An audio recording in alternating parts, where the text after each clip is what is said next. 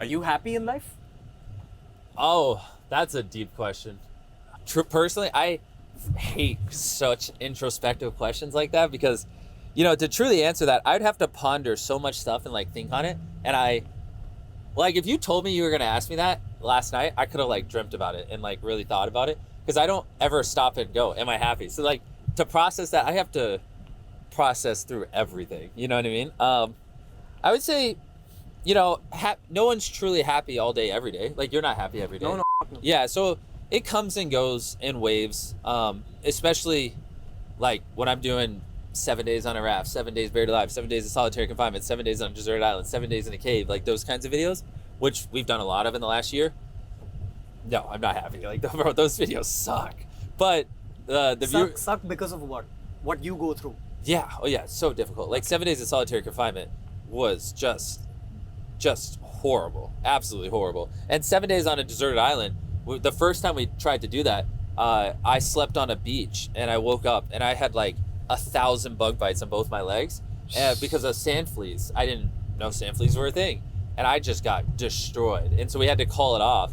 And so I ended up having to do that video twice, right? Like that's how hard it is. The first time I couldn't even finish it. And it's like we flew all the way to Panama, did all this prep and everything. And then I ended up calling it off and needing like days to recover from all the, but then I went back with a vengeance because I was fucking pissed. I didn't finish it the first time and I did it. But it's just hot and sunny and, everything's difficult when you're on an island with not much help and there's bugs everywhere and it's just not, it's beautiful, but it's incredibly difficult. And I'm also not an outdoorsy kind of guy.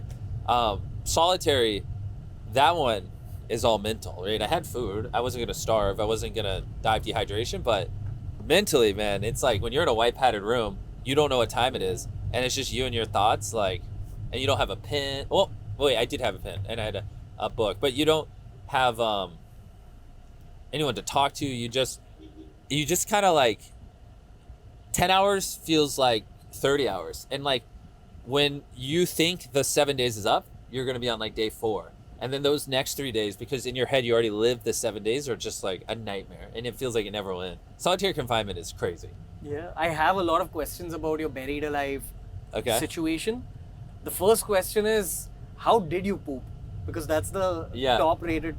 I've talked about this on podcasts before. So going into it, I just didn't eat food, whatever, the 2 or 3 days coming into it. So I didn't have much, I basically like fasted and cleared out my bowels. So there wasn't poop in me. And then you just kind of, so then I didn't have to poop like the first 5 days. I don't really remember. And then I ended up having to do it one time and you just poop in a bag. And, gotcha.